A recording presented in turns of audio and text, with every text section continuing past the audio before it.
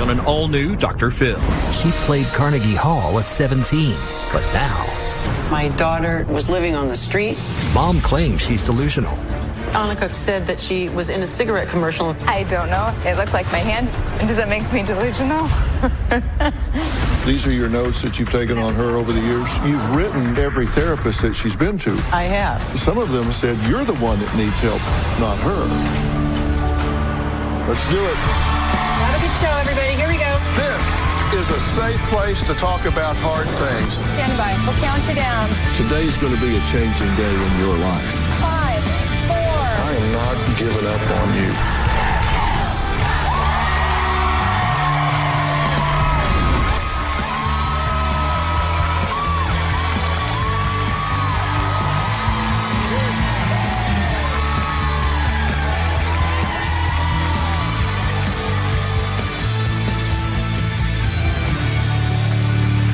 Today we're talking to Marilyn, and she says that she provided a perfect, not good, but perfect childhood for her daughter, Annika, including Montessori school, softball, music lessons, and dance. And even though her daughter got great grades and played the violin at Carnegie Hall, Marilyn says she began to notice disturbing behavioral issues and has been begging for help from teachers, therapists, doctors, social workers for years, because she claims her now 31-year-old daughter is mentally ill.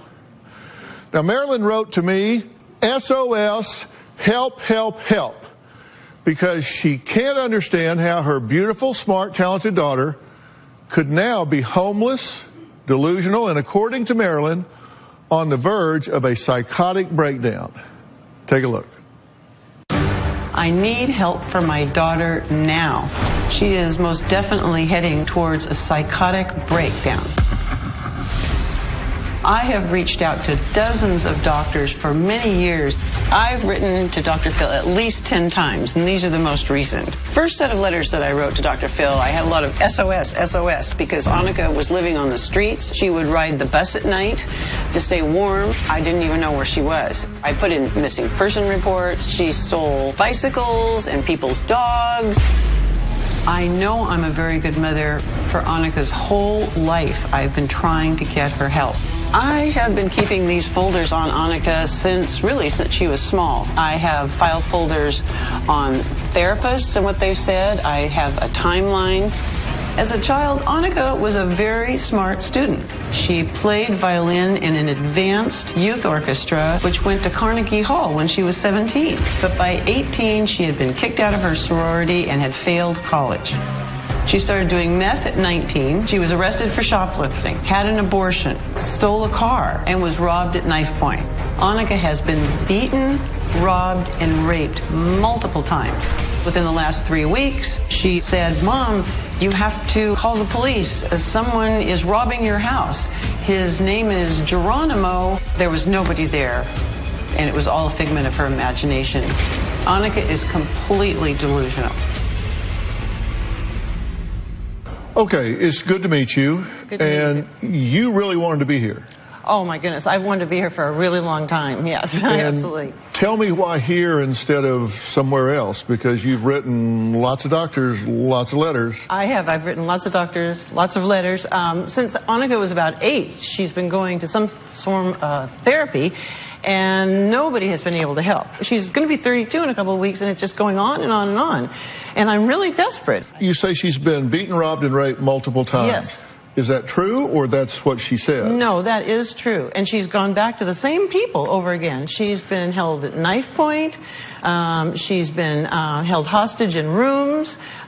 She was kidnapped by a woman that was trying to groom her for prostitution. She's been dumped in gas stations in the middle of the night. I mean, it just goes on and on and on. Okay, but why do you say that she has a mental illness? Because if those things are true, then you would first go and assume that she has an adjustment reaction to so much trauma in her life. But you have said that she's had problems since really before she was born, even in utero. But you said at birth she had a misshapen head, she was dropped on her head, that she's had problems since literally the moment she was born. Yes, yeah. Thank God I never drank, took drugs, or even any medication when I was pregnant. But about 6 months when I was pregnant with her, they said that her brain wasn't growing properly. Then she was born 2 weeks late, and cesarean, and I had gone in for a stress test.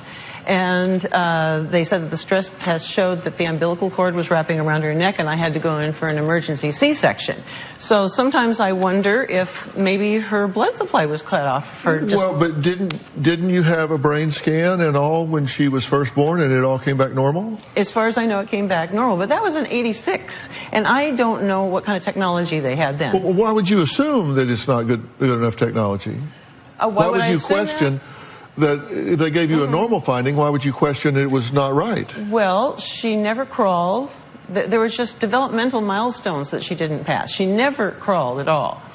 She didn't walk until she was 2. Well, she's walking now. Oh, she's walking fine now, right. I know it. I mean, she caught up with all those things, but she was very late. She was...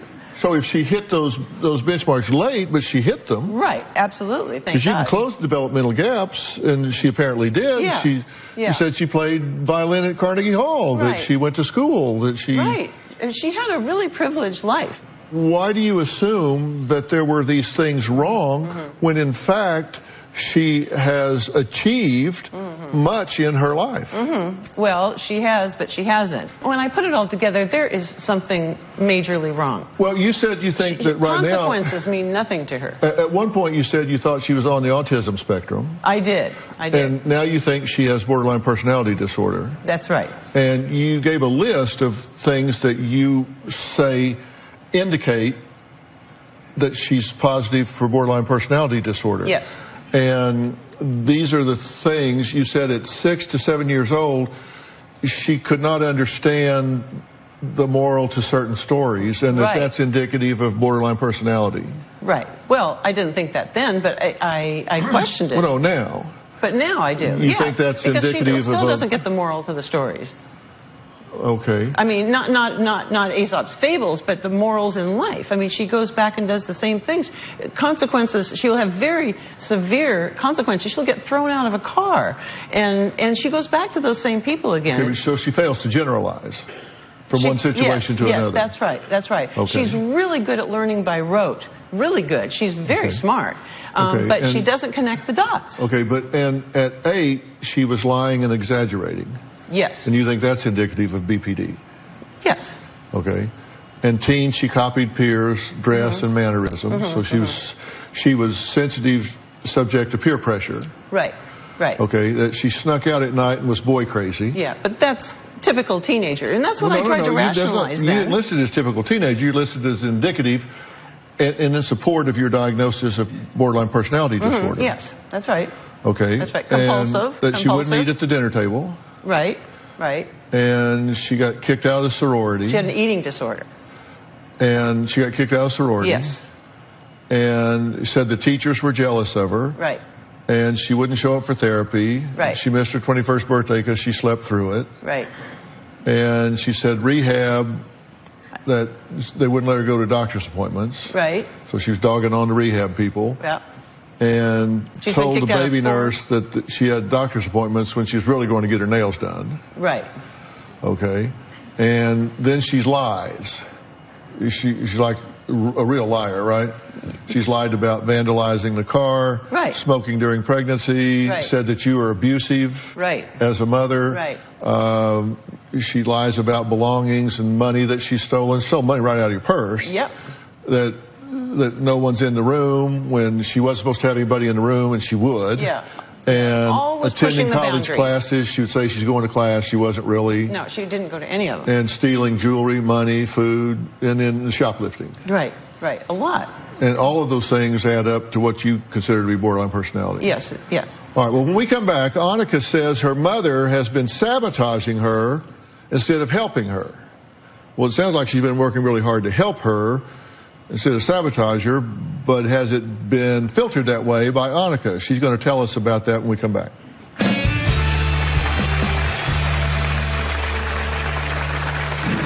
The only problem I have is a controlling mother, and she can't mind her own business. There's nothing wrong with me. In high school, she'd spend the day screaming at me for not following her rules.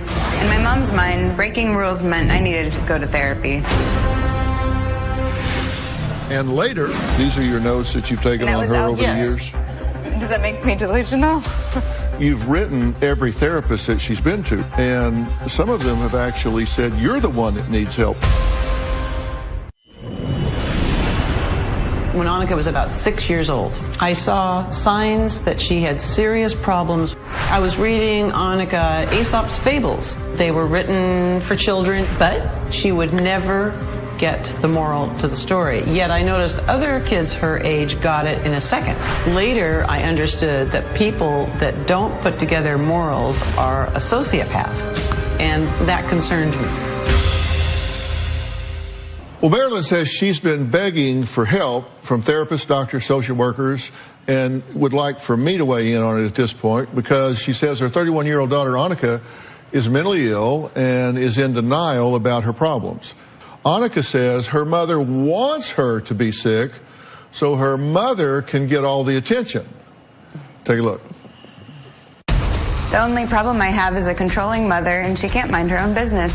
This is a journal. It details where Annika has been, what a counselor has told me, or someone else that she's been in contact with. Growing up, when my dad didn't get his way, he'd scream at my mother that she wasn't good enough. And then my mother took her anger out on me.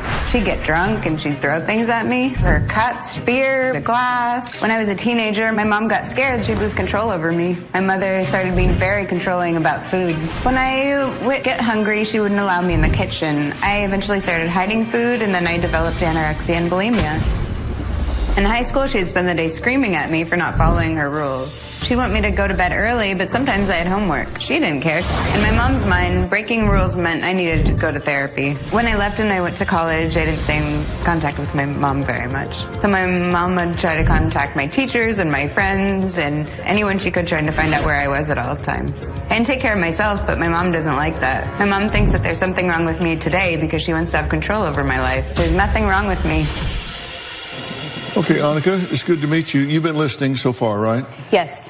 I am very enraged. She's been a very terrible mother, and she hasn't been there for me at all. I have had rough experiences. I have lived in, places that she disagrees with, but when I call her, she's the last person that will come and help me. This is the first time that she's ever actually appeared for me to consider communicating, having any kind of open communication to work anything out. Okay, well, let me ask you a question. Have you been attacked and beaten and raped on numerous occasions? No. I have before, but not on numerous occasions. Have you been raped before? I have.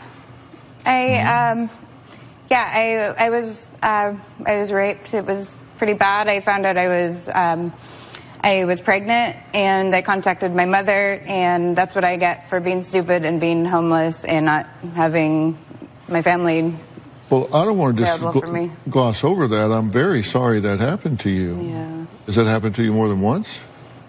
It's happened twice. When it happened, did you get help with that? I got medical treatment. I had immediately wanted to make sure that I was okay, and my mother refused to allow me to get any kind of treatment, and she dropped me off at a rehab. That was I hadn't been using drugs, and I told her what happened, and she bribed me with a pile of clothes that she wanted to bring to me. Mm-hmm. Excuse me for interrupting, but, Annika has told me in the last dozen years many times that she's been raped, robbed, and beaten. You said, excuse you for interrupting. I don't think I will. I want to talk to her. She did say that she had been raped more than once. Mm-hmm. That doesn't seem materially inconsistent to me with what you're saying, but if you want to talk to her, you don't need me here for that. I would go ahead. Well, yeah, I mean, like in your phlebotomy class that you were taking, for instance, they kicked you out because they said that the other students were scared of you, and you told me that the teacher was jealous of you and she conspired to get you out of the class because the kids were looking up to you. My life doesn't consist of a bunch of negative things that continue to happen to me. She seems to make it seem that way. Annika would not follow the rules at home. We had very basic rules. The more she wouldn't follow the rules, the more I just made them into black and white. So it was very simple, like no food downstairs, no kitchen after a certain hour. I would find rotten food in her room all the time. I wasn't allowed to eat in her house, so I would eat after hours. Food was a huge problem. Literally, she has a line in her house, and she has like this piece of silver thing, and there's a wooden floor, and if I go across that line, then I would get in huge trouble. She'd run away. I mean, when she played at Carnegie Hall, the night after the concert, she disappeared. I didn't know if she ran into the streets in New York or where. It's like she didn't have any common sense. Can I jump in for just a second? Please. And then y'all can resume. Having just sat back and listened to this right fighting, I don't ask myself why this relationship is broken. I ask myself why not. Coming up, Annika says her mother used to get drunk and become violent. Well, Marilyn didn't mention that. I mean, did she have a drinking problem? Did she, in fact, put down markers in her home that her daughter couldn't cross? We'll ask her about those things when we come back.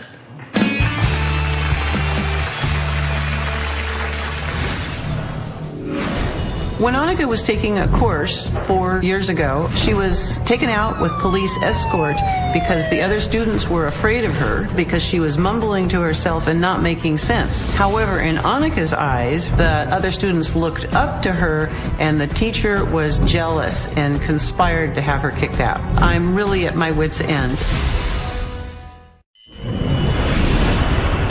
Annika's father abused her in a sexual manner. Annika's father had MS and he needed to use a condom catheter to control his bladder. I came home one day when Annika was about 8 or 9 years old and saw Annika help her father with his condom catheter. One time no one was home and my father asked me to help him. Nothing inappropriate ever happened. I believe that this sort of abuse affects Annika even today. My mom overreacts and she exaggerates everything. You're really full of contradictions in the things that you say. You say she had a normal childhood, but then you say she was sexually molested by her father. That's not normal. I'm in a normal childhood on the outside. Okay. And you say that she didn't follow rules, and so you just had to get black and white and put down markers that she couldn't cross in the home? I don't recall that specifically, but it was rules like no kitchen after 8 o'clock at night or something. Well, you made a list of what you say were her questionable behaviors that you listed as evidence of borderline personality, and now here are some others. You said she was kicked out of 25 residences and has no home, that she gets money for disability, has no job, a drug history. She's been 5150, which is involuntary commitment 3 different times. She's physically abusive. She's around abusive men. She's lost her baby to CPS, doesn't even know the father's phone number, and told a social worker she can't stand crying babies, won't admit to having mental health issues, and all of these things you think are evidence that she's mentally ill. Right. She's also been very delusional. And you kind of take her inventory in terms of questionable parenting, because according to you, you say she's had you in therapy since you were 8, that she's been verbally abusive in the 6th grade, telling you that you were mental, broke bookshelves, doors, yelled, hit, threw cup at you, got drunk frequently, no kitchen when you were hungry, lies, makes up stories, letters, exaggerates things to everyone, just over-involved and overreactive to everything. I won't take her inventory, but if you look at all these, issues that she has with me, that's not helpful. It's very scattered. It's all over the place. It's not, this is the first time that she's considered sharing any of this information with me. She's continued taking notes and more notes. Before I was born, she was, she would take lots of notes and wasn't sharing that with me. And none of this stuff seems to be of importance to her. She never mentions any of these issues to me. She never... she won't go to therapy with me because you slapped me across the face 3 times. You dropped me off and you threw all my belongings outside, and I told you I was not ready to go to a shelter because I had been raped, and I would like to deal with that first. These are your notes that you've taken on her over the years? Yes, those are my notes. I mean, I started taking journals about her because I never knew if she was going to be dead or alive. She was held at knife point. She was hanging out with guys. Yeah, we went over that. Yeah. I've never seen any of this. I didn't know if I was going to find her again, so I just started taking notes. Last night, Annika called me, and she said, the Dr. Phil crew filmed me for a cigarette commercial. You thought we made a commercial with you? She really is delusional, Dr. Phil. My mom sabotages me. If I stay at a shelter, she'd rather call and tell them all the quirky things I did as a child than actually help me out with a place to live. After someone was violent towards me and I needed a place to stay, she wouldn't let me stay with her. When I was in recovery and I wanted her to go to the Al-Anon meetings, she wouldn't go. My mom likes to talk about helping, but she's not helpful. She really is delusional, Dr. Phil. I mean, she has said that a boyfriend she hasn't seen in 8 or 10 years, that he had something planted in his brain and that he's been talking to her brain. Is that Oh, no. Come on, Annika. You just told me that. No. You I haven't said anything to her. Dr. Phil? You never told her that? I haven't said a word to her. Do you think that I would make something like that up? I don't know what you heard me say, but it wasn't that. Last night, Annika called me, and she said that she was in a cigarette commercial and for me to turn on the TV quickly because it was going to be on in a few minutes. And so I turned on the TV, and sure enough, there was a cigarette commercial, and Annika said that was her. I said, how did that happen? And she goes, well, the Dr. Phil crew filmed me for a cigarette commercial. Well, they don't advertise cigarettes on television. So how did you turn on the television and see a cigarette commercial? Okay, well, they don't advertise. It wasn't a commercial for the sale of cigarettes. It was something about maybe not to smoke or something, and it showed this woman's hand going along a fence, and that's what Annika said. It was her hand. Okay. Did you tell her that? I did. Why? That it was to. She said cigarette commercial. Yeah, it was a cigarette commercial, and. So how did that happen? When did they film you? Try to figure out about, Why did you tell her that? I don't know. I was wearing a shirt that looked like the shirt. I was running my fingers along a fence, and they were taking some photos, and I saw that on TV. So you thought between the time our crew was shooting with you and that night that we took those images and created a non-cigarette commercial and put it up on Channel 45? Is there a Channel 45? I don't know, it was MTV, whatever that is. And so you thought we made a commercial with you? I don't know. It looked like my hand, and I hadn't seen that commercial before. I don't know if it was my hand or somebody else had their hand on the fence, and I don't know. Well, you knew enough to call your mother and tell her, hey, I'm in a commercial on TV. So is there an issue with me contacting my mother to tell her something like that? Does that make me delusional? Who's watching TV? Well, it seems rather illogical that you would think that, A, we shot a commercial with you when you know we didn't, and B, that we would turn it around and put it into a commercial in that short period of time and not tell you about it. And they turned it around, I didn't see it. C, put it on television. I mean, do you really think that's how that works? I don't know. Possibly. Coming up. Why did CPS take Annika's newborn baby away from her 6 months ago? And what does she have to do to get it back? We'll talk about that next.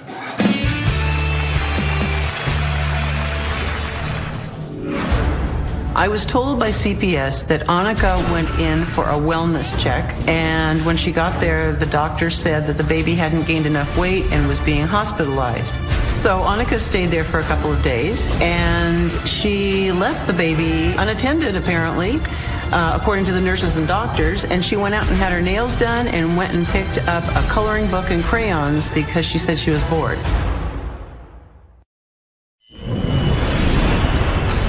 Annika is on the edge of psychosis. She's vandalized my car, she bent the antenna, she pulled off the gas tank, she put mud in the locks and broke the windshield wiper. Yet she flat out denied that she did any of those things. She also has a rage problem, and she has slapped me across the face several times. She has broken into my home. The police found in her backpack my shoes and a substantial amount of money that she had gotten out of my purse. But the very worst part is that Annika thinks she's perfectly normal and that nothing is wrong. Well, Marilyn says her 31-year-old daughter doesn't have a radar for danger. So when CPS took Annika's newborn away, Marilyn was really relieved because she thought the baby would be safer in someone else's care at that time. Take a look. The only thing I want right now is to get my baby out of foster care. 6 months ago, Annika had a child, and it was taken away from her by Child Protective Services within 6 days. I was staying at a shelter and I couldn't provide the baby enough formula, and my body wasn't producing enough breast milk, so my baby lost weight. They said that Annika was sleeping all night and not waking up to feed the baby. I was told by CPS that Annika went in for a wellness check, and when she got there, the doctor said that the baby hadn't gained enough weight and was being hospitalized. So Annika stayed there for a couple of days, and she left the baby unattended, apparently, according to the nurses and doctors, and she went out and had her nails done and went and picked up a coloring book and crayons to bring back to the hospital because she said she was bored. Instead of foster care, CPS told me that my mom could take custody of the baby, but my mom refused. I said, absolutely not. She would leave me with the baby and she'd go off, and then everything would be my fault because nothing is ever Annika's fault.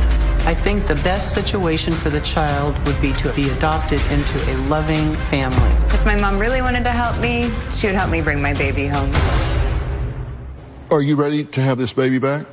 I'm very much ready to have this baby back, and all of that is a lie. That was all out of order. That was incorrect information, and you don't care enough to even hear what I have to say. You want to put all of this on TV, and I stayed in the hospital with her the entire time that she was in the hospital. The only time I did leave, I went to Walgreens and I got whatever it was that I needed, some Tylenol, and I got myself a coloring book because I was spending all that time in the room and with the baby. Honey, this is totally beyond my control. CPS came in and said, we are watching you while the baby is hospitalized for not being weighing enough. The doctors and the nurses. You said that I left her in the hospital and I went and bought a coloring book. That's what you said. That's what the doctors and nurses had said. They've been very specific about the requirements for you to get the baby back, and that's good news because you have a formula. Right.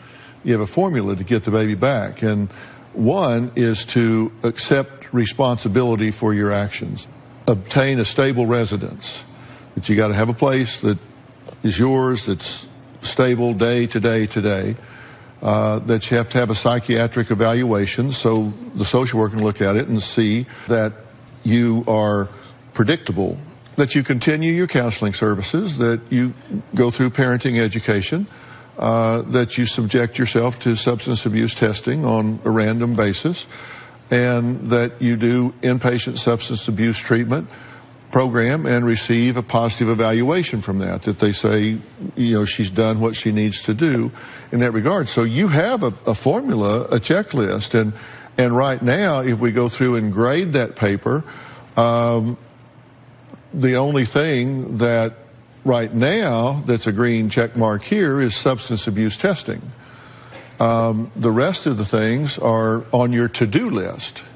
When I found out I was pregnant, I immediately went to a program, not for drugs or alcohol or anything like that, but I was homeless. And I knew that if I was pregnant, I couldn't be in the street, I couldn't stay with my mother, I couldn't, my family, I can't, She didn't know that she was pregnant until away. she was court ordered into rehab for drugs. She's not telling the truth. So you feel like in order for me to get the information I need, you need to be an appendix to what she said. You need to add additional information. I just want the honest to God truth to be out. And you don't trust my ability to suss out where she is and what's there, because you've written every therapist that she's been to, right? I have. And some of them have actually said you're the one that needs help, not her. One of them did, right. Coming up, is there over-involvement here that has become toxic? We're going to talk about that when we come back.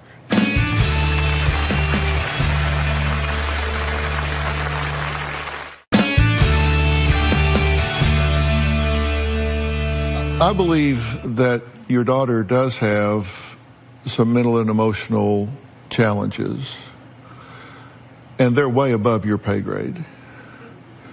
So the good news is you need to take the year off. Okay. Really. And I said, I think you're well-intended. I really do. I'm not trying to put you down about this. I think you're way over-involved. I think you're creating more problems than you're solving. And I think I think old sayings get to be old sayings because they're profound. And you say she doesn't get the fables and all. Well, you need to get this. You sometimes hear people say, yeah, she knows just enough to be dangerous. You know just enough to be dangerous. You go take you're a weekend warrior. You go take a weekend class in BPD, and then everybody you see's got BPD. I hear that. It's above your pay grade in that you're not trained to be diagnosing her, and therefore, and you writing these therapists. I'll tell you, if I was in private practice for years, if I got these diatribes from you, I'd just put them in the paper shredder and I'd turn around and talk to my But she doesn't say anything when she goes. Well, but here's the but. The but is, you need to understand, I don't need you to tell me how to work with somebody. Because but if they don't come at all, then I can't work with them. But if they do, I don't need you to tell me how to interview them. I don't need to tell me how to get to the bottom. I know. I guess I am just desperate. I'm desperate. Yeah. You have a daughter that you want to get back into your life, and I want very much for you to do that. I think you have a drug history that has disrupted you developmentally, and I think you need some help with that. And I want to do two things with you, completely separate from your mother. I want to get you some professional help in two ways. I want to get you a professional therapist that has no contact with your mother. And then secondly, and separately, I want to get you a life coach. I want to get someone that will sit down with you and assess and evaluate all of your strengths, all the things that you have going for you, and start putting together an action plan for you to get some traction in your life where you can really have some independence, where you can get a job that you can stay with, where you can get a place to raise this little girl, so you can really start getting back and using the intellect that you have and the skills that you have. Because when you do things like call and say, hey, I'm in a commercial, then that's a real fleeting touch with reality. That's not rational thinking. And the therapist will help you with that. Maybe you need medication, maybe you don't. That will be up to them. But then I want you to have a life coach so you have somebody to help you get a plan and get some traction in your life. And I think that in a very short period of time, the world's going to look a whole lot different to you. And I think you're going to earn that little girl being back in your lap. And that's what I'd like to do. I don't want to criticize you, I just want to help you. Okay? All right. Fair enough? Oh, thank you, Dr. Phil. Thank you. All right, coming up, the worst thing a mother could imagine happened in her own backyard. That story next. It's been described as the greatest loss anyone can ever experience. the death of a child. Anytime you grieve a loved one, it's going to have an impact. Now, my next guest, Debbie, lost her youngest son, Tony, 7 years ago in such a tragic way that the grief is still overwhelming. Here's Debbie's story. It hurts most to see when he's very young. My youngest son, Tony, was cleaning our pool and drowned. I can remember my husband calling me, and then he said, "Tony is gone." I dropped to the floor, and I just started screaming, "My son has drowned." When Tony died, a piece of me went with him. I miss hearing Tony laugh. I miss him saying, "Hey, Mama." I'll always cry, but I'll always have his love in my heart and those wonderful memories forever. Well, Debbie is joining me along with our very good friend and Chief Medical Officer of Pfizer, Dr. Freda Lewis-Hall. Welcome to you both. Thank you. Debbie, I'm so sorry for your loss. And one thing you'll not hear me say is I know how you feel. Tell me how this affects you still today. Well, Dr. Phil, there's a sense of me that I still feel robbed. I didn't get to say goodbye to Tony. I didn't get to tell him that one last time how much I loved him. Dr. Freda, how do people deal with this level of grief? Yeah, first of all, people should know that this is highly individual. This is specific to you, the way that you're going to grieve. And that there's no single right way to get through this grieving process. And many people think that that's true, and it's just not. Yeah. The other thing that's really important is people don't know some of the emotions that are going to come at them. It may be a whole range of them, everything from anger to denial to shock to depression. And these emotions can come at you in any order and at any time. Yeah. Most people are able to endure a tragedy and eventually get to a new normal. But what about those that can't seem to get there? Estimates are that about 10% of people who are going through grieving end up having a more severe form, something that we now have come to call a complicated grief or grief depression. People who are experiencing this may have more severe symptoms and for an extended period of time. Things like extreme sadness, feelings of isolation, feelings of depression. They may feel hopelessness. In addition to that, they may take on an irrational blame for the death or the loss of their loved one.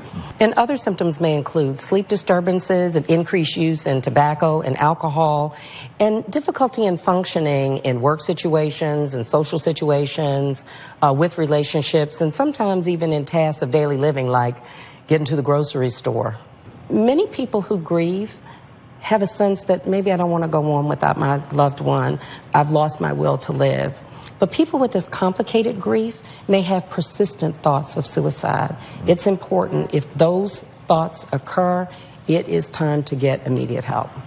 Well, I also understand there can be physical effects associated with particularly this prolonged grief. A study suggests that someone who has had a significant loss of a loved one has a 21 times greater risk of having a heart attack in the first 24 hours after the death of that loved one. Yeah. And another study suggests that there's an increased risk of heart attack and stroke in the first month after the loss of a loved one. What are some strategies for dealing with grief? So I think one of the most important one is knowing that you are going to work through some pain. The second would be that some of these emotions that we talked about are going to be coming at you at different times and in different ways, and they may quite take you by surprise. You should also know that you're going to uniquely work your way through this. No one is going to tell you exactly how to do it because it's going to be different for everyone. And then last but not least, there's a point at which you can and should ask for help. If your grief is too deep or overwhelming, as you described, or if the experience is lasting too long. And then the other thing that I think is really important is not forget that physical part. talk to your doctor about the fact that you're grieving. Ask them to help you monitor any medical conditions that you may have. Stay on your prescribed treatments and medications as your doctor is supporting you too. And then don't forget the basics. I know they're hard to think about at a time like this, but eating right, getting as much sleep as you can, and trying to stay as active and get a little bit of exercise to try and stay healthy during this time. For many people, it's hard to accept that a future without your loved one is your new reality. Support groups and professional counseling can be really valuable. Grief is not a mental illness, but if you're struggling with it, don't hesitate to ask for help. And a place to start, in my opinion, is gethealthystayhealthy.com. Robin and I love this website because it's trusted information on so many topics. Of course, while you're there, you can sign up for our monthly newsletter, and some of this helpful information can come right to you. I want to thank all of my guests today, especially our friend Dr. Freda Lewis Hall, and thank you for sharing your story. If you'd like to be part of our studio audience, the tickets are free. Just go to my website and click on Get Tickets, or you can call 323-461-PHIL. We'll see you next time. Thanks so much. All right, thanks so much.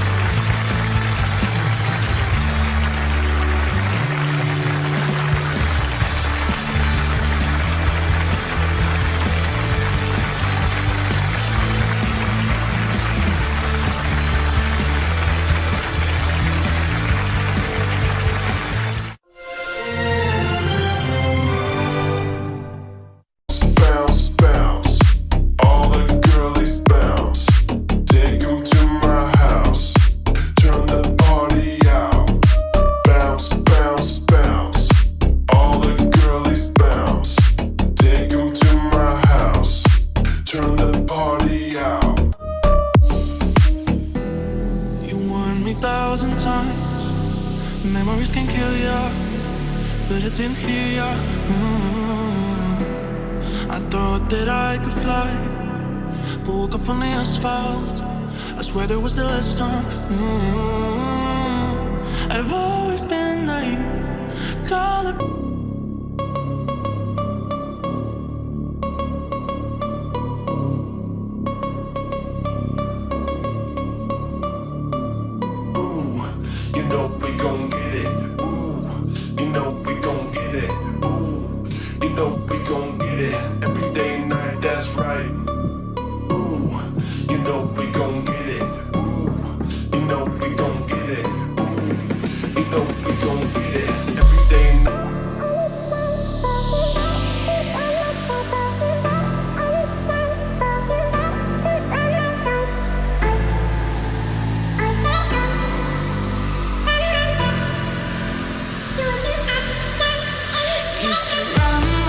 Run, all is said and done, Mama, please.